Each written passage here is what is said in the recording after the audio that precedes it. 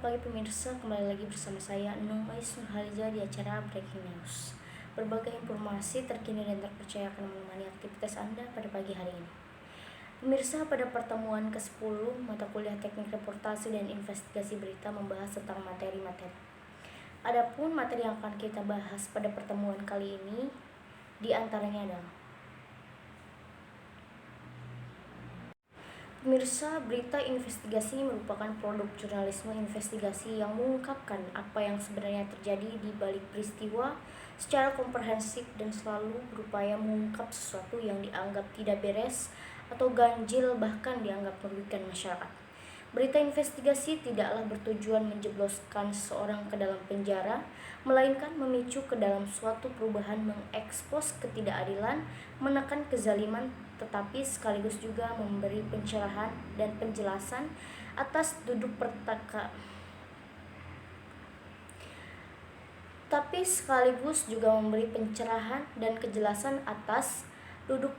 suatu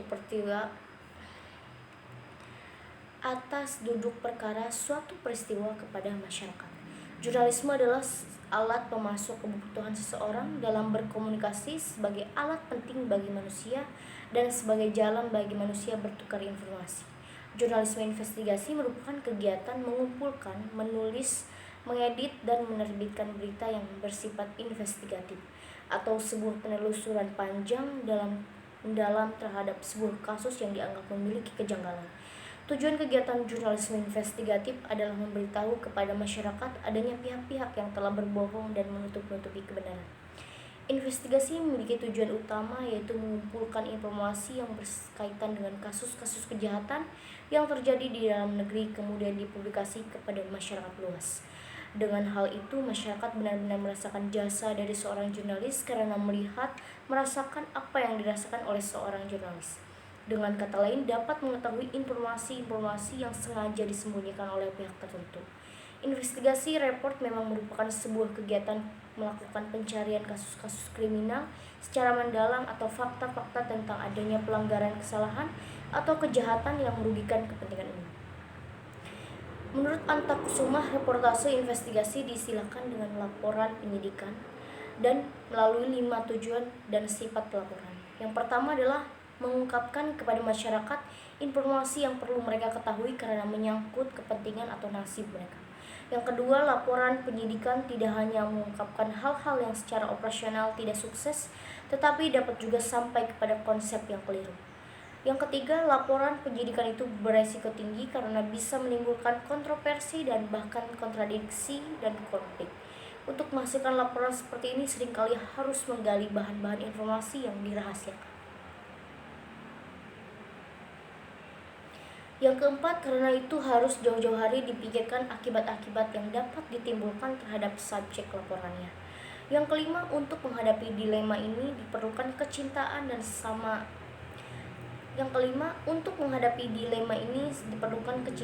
semangat pengabdian kepada kepentingan masyarakat luas. Adapun menurut Bill Kovacs dan Stone Steel, terdapat 3 jenis berita investigasi. Yang pertama, reportase investigasi orisinal.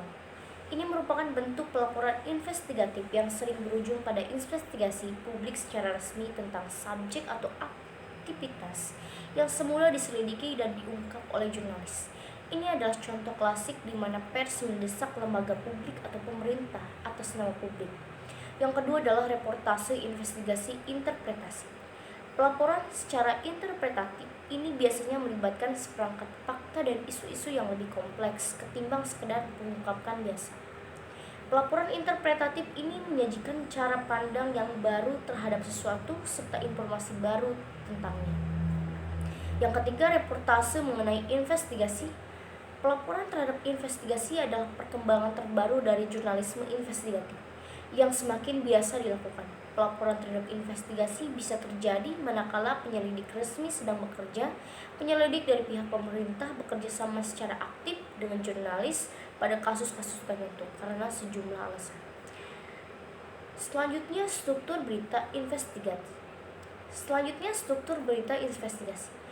Menulis investigatif reporting berbeda dengan menulis berita secara langsung karena investigatif reporting memerlukan lebih banyak sumber, lebih banyak bahan, lebih banyak fakta. Sedemikian banyaknya bahan dapat menyebabkan tersesat. Agar tak tersesat, dianjurkan agar mulailah dengan membuat outline serta menuliskan fokus tulisan. Outline berisi garis besar isi tulisan. Di situ disebutkan pembagian tulisan, yaitu apa saja yang ditulis pada bagian awal atau intro atau lead. Ada pula yang dituang pada tubuh tulisan atau body struktur, dan akhirnya bagaimana tulisan tersebut di akhir atau ending penutup. Tidak seperti pada bentuk piramida terbalik yang geometri kaku. Struktur penulisan berita investigatif yang mirip dengan penulisan fitur adalah organik. Ada permulaan cerita, pertengahan, serta penutup, dan semua hingga erat saling berhubungan. Carol Rich dalam bukunya Writing and Reporting News menyebut terdapat 5 rumus yang hal penting. Rumus ini dapat dijadikan sebagai pondasi dari struktur penulisan berita investigatif. Adapun kelima elemen tersebut menyangkut news atau apa yang terjadi atau akan diperistiwakan. Yang kedua adalah konteks atau latar belakang dari kejadian atau tren atau gejala. Yang ketiga adalah scope, apakah peristiwa lokal menjadi bagian dari peristiwa atau gejala di tingkat nasional. Selanjutnya adalah edge, kemana berita hendak diarahkan, apa yang terjadi kemudian. Selanjutnya adalah impact, mengapa menjadi perhatian semua orang. Penulisan investigatif tetap memakai dasar pelaporan yang biasa dikerjakan kalangan jurnalis, yakni dalam urutan awal atau lead, tengah berita, middle, akhir atau penutup atau ending. Lead merupakan pembuka melalui paragraf-paragraf awal yang memulai sebuah pengisahan investigatif. Sedangkan bagian tengah biasanya disebut tubuh atau body berita, merupakan kelanjutan dari awal paparan kisah yang berisi tentang penjelasan berbagai hal yang telah diungkap, dipancing wartawan kepada pembaca agar tertarik dengan permasalahan. Bagian akhir ialah penutup yang mengkonklusi kisah ke dalam para paparan-paparan resolutif. Laporan penulisan berita atau investigatif secara universal pula, misalnya berita ditulis dengan menggunakan teknik pelaporan, menggunakan teknik melaporkan atau to report, merujuk kepada pola piramida terbalik atau inverted pyramid, dan mengacu kepada rumus 5W+1H. Pola penulisan piramida terbalik disebut pola piramida terbalik karena memang paragraf pertama baru kemudian disusul dengan penjelasan dan uraian yang lebih rinci pada paragraf-paragraf berikutnya. Paragraf pertama merupakan rangkuman fakta terpenting seluruh uraian kisah berita. Dengan demikian, apabila paragraf pertama merupakan pesan berita sangat penting, maka paragraf berikutnya masuk ke dalam kategori penting, kurang penting, agak kurang penting, tidak penting, dan sama sekali tidak penting. Rumusnya semakin ke bawah semakin tidak penting. Yang kedua, berita ditulis dengan rumus 5W+1H. Berita ditulis dengan menggunakan rumus 5W+1H agar berita itu lengkap, akurat, dan sekaligus memenuhi standar teknis jurnalistik. Artinya berita itu mudah disusun dalam pola yang sudah baku dan mudah serta cepat dipahami isinya oleh pembaca, pendengar, atau pemirsa. What berarti peristiwa apa yang akan dilaporkan kepada halayak. Who berarti siapa yang menjadi pelaku dalam peristiwa tersebut. When berarti kapan peristiwa itu terjadi, tahun lalu, bulan lalu, minggu, hari, jam, menit, dan where berarti di mana peristiwa itu terjadi.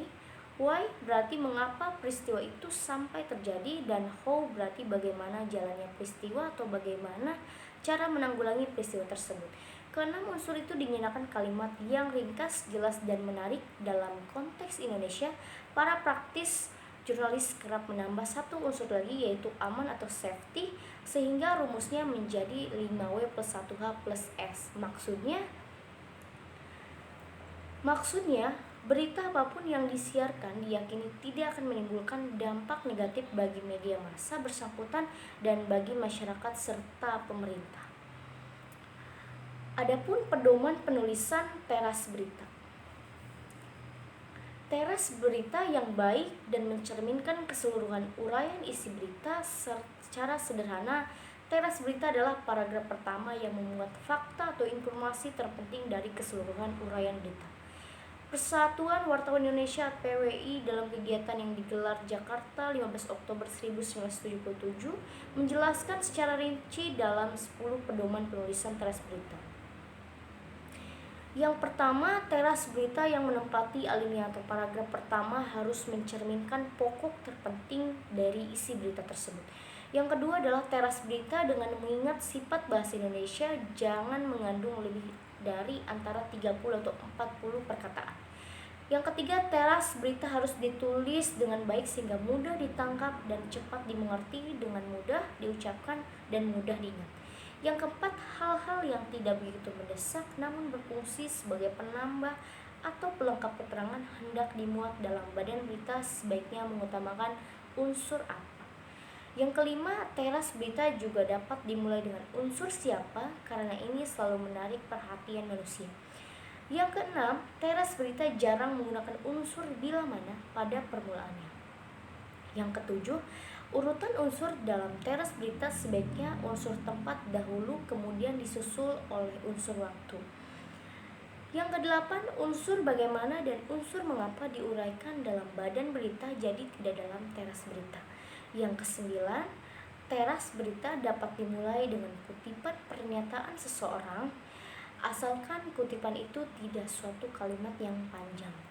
Kegiatan produksi jurnalisme investigasi suatu produksi memiliki beberapa tahapan pelaksanaan yang terstruktur serta jelas pembagian pengerjaannya. Proses jurnalisme investigasi juga termasuk dalam proses tahapan pengerjaan suatu produksi. Tahapan pelaksanaan produksi kegiatan jurnalisme investigasi terdiri dari 3 tahapan. Yang pertama adalah praproduksi. Tahap praproduksi meliputi tahapan perencanaan ide dan persiapan, yaitu semua kegiatan mulai dari pembahasan ide atau gagasan awal sampai dengan pelaksanaan pengambilan gambar atau syuting. Hal-hal yang termasuk dalam kegiatan praproduksi yang pertama adalah penemuan ide. Penemuan ide dimulai ketika seseorang produsen menemukan ide atau gagasan dan membuat riset dan menuliskan naskah, lalu penulis naskah bertugas mengembangkan gagasan menjadi naskah setelah riset. Yang kedua adalah perencanaan. Tahap ini meliputi penetapan jangka waktu kerja atau time schedule, penyempurnaan naskah, pemilihan naskah, pemilihan penyiar, estimasi biaya, penyediaan biaya, waktu siaran, dan rencana lainnya merupakan bagian dari perencanaan yang dibuat sangat teliti. Yang ketiga adalah persiapan. Tahap ini meliputi pemberesan semua hal dalam perencanaan, latihan penyiar dan pembuatan setting suara, meneliti dan melengkapi semua peralatan yang diperlukan. Semua persiapan ini paling baik diselesaikan menurut jangka waktu yang sudah ditentukan. Yang kedua, pelaksanaan produksi. Tahap produksi adalah seluruh kegiatan pengambilan gambar baik di studio maupun di luar studio. Proses ini disebut juga dengan tapping. Ketika tahap perencanaan dan persiapan sudah selesai, barulah pelaksanaan produksi dimulai. Sutradara bekerja sama dengan para artis dan kru mencoba mewujudkan apa yang direncanakan dalam kertas dan syuting script menjadi susunan gambar yang dapat bercerita. Yang ketiga adalah pasca produksi. Tahap pasca produksi adalah seluruh kegiatan setelah pengambilan gambar sampul Maret itu dinyatakan selesai dan siap disiarkan atau diputar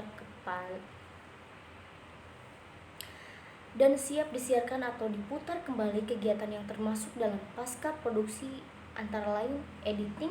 Dalam hal ini terdapat 2 macam teknik editing, yaitu pertama yang disebut editing dengan teknik analog atau linear, kedua editing dengan teknik digital atau non-linear dengan komputer, mixing atau pencampuran gambar dan suara. Pemirsa, selain informasi tadi yang saya sampaikan, saya akan melaporkan kegiatan Fada Festival yang diselenggarakan pada tanggal 31 Oktober kemarin.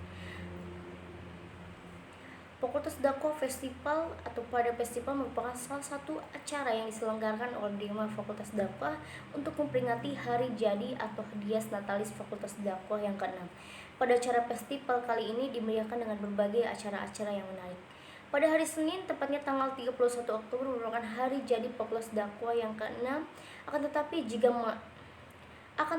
jika mengacu pada Fakultas Dakwah yang belum berpisah dari Fakultas Usuluddin dan Dakwah dan masih menjadi nama YIN, Fakultas Dakwah terhitung sudah 26 tahun. Akan tetapi setelah YIN menjadi UIN, Fakultas Dakwah diresmikan pada 2017 dan sekarang menjadi Fakultas Dakwah, tidak bergabung dengan Fakultas Usulin. Di Fakultas Dakwah terdapat 3 jurusan. Yang pertama adalah Komunikasi dan Penyiaran Islam, Bimbingan Konseling Islam, Pengembangan Masyarakat Islam. Adapun rangkaian acaranya yaitu pembukaan yang dibuka langsung oleh Dekan Fakultas Dakwah yaitu Dr. Haji Indah Nursyadil SAGMA. Kemudian dilanjut dengan sesi potong tumpeng sebagai simbolis. Setelah itu acara dilanjutkan dengan pawai budaya yang diikuti oleh seluruh mahasiswa Fakultas Dakwah dengan menggunakan busana khas Banten. Acara dilanjutkan dengan lomba-lomba yang diikuti oleh seluruh mahasiswa Fakultas Dakwah seperti lomba bakyak, lomba fashion show, lomba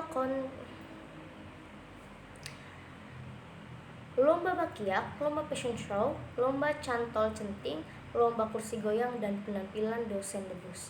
Kegiatan festival ini berlangsung selama 3 hari dengan berbagai macam perlombaan dan juga acara-acara yang menarik, seperti seminar yang akan dibawakan oleh pemateri-pemateri yang sangat luar biasa, dan juga ada acara untuk memperingati Maulid Nabi Muhammad SAW, yaitu acara pada bersolawat atau Fakultas Dakwah bersolawat yang akan dipimpin oleh salah satu penceramah yang sangat luar biasa. Pemirsa, mungkin hanya itu informasi yang dapat saya sampaikan pada kesempatan kali ini. Saya Nunggu Sunulija pamit undur diri. Selamat pagi dan sampai jumpa.